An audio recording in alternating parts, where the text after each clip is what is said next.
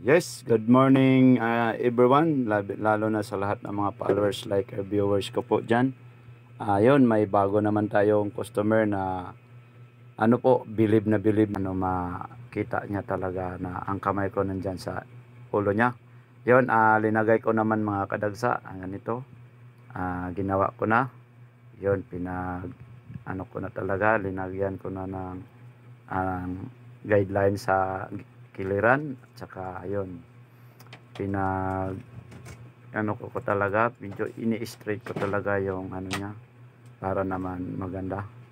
Yun, parang bikat po yung sa ibaba ng kamay ko. Yun, bini ko na lang para naman mas maganda. Gusto sana niya yung kamay talaga, pero parang iba na, medyo hindi maganda. Yun, inadditionalan ko na lang ng design para naman mas lalong gaganda. At saka yun, na parang ano, bikat kamay, yun, bikat kamay, ano. Ito parang maganda naman ang ang resulta.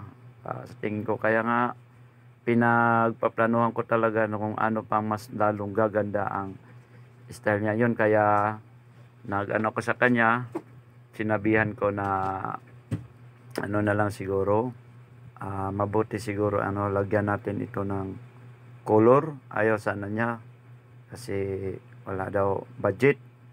Ayun, pero sa tingin ko napakaliit lang ang mga color na magagamit ko. Kaya bilang isang matagal ko na rin ito na suki, at linibre ko na lang ang kanyang paglagay ng color. Total napakaliit lang na chemicals ang magagamitin natin to. Yun, kaya pumayag siya, nagpapasalamat din siya sa akin. Yun, lalagyan ko.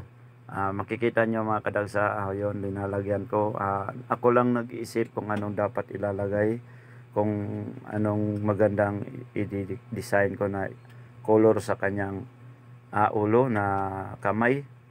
Yun, nagtitimpla nga ako ng bleaching. Ayun, bleaching lang mga kadagsa para naman, kasi linibre ko na lang po siya.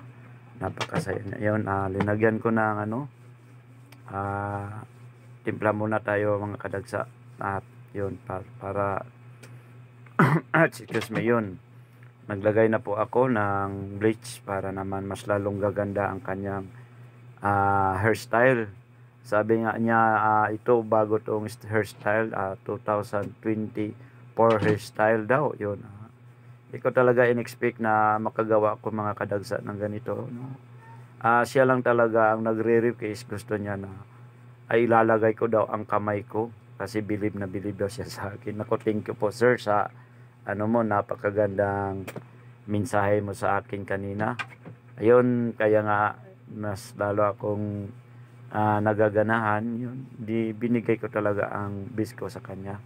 Yun, gawa ko naman mga kadagsa. At saka maganda naman ang resulta sa paggawa ko. Yun, yan, linalagyan ko ng manicure kuko, kunwari kuko niya sa yun, nilagyan, tapos linagyan ko pa yung heart para mas lalong gaganda ang hairstyle niya. Yun, naglagay ko ng heart. Yun, ililib muna natin ito na hanggang lalabas ang kulay niya. Yun, inalilib ko muna yan. Linagyan ko ng silopin para mas madali siyang ano ang color niya. Yun ang finished product natin mga kadagsa. Salamat.